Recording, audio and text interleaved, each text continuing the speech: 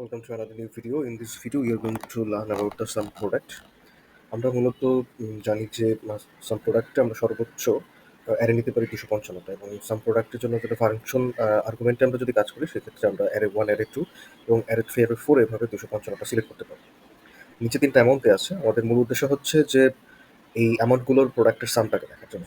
তাহলে আমরা যেটা ফার্স্টে করবো সেটা হচ্ছে ইজ ইকুয়াল টু দিয়ে সাম প্রোডাক্টকে সিলেক্ট করবো, এবং আফটার দ্যাট হচ্ছে আমরা অ্যারে দ্যাটস মিন হচ্ছে সেটা রেঞ্জ হতে পারে, অ্যারে হতে পারে, অথবা যে কোনো স্পেসিফিক সেল হতে পারে। সেই সেলটাকে আমরা সিলেক্ট করবো। আমরা যে সেলের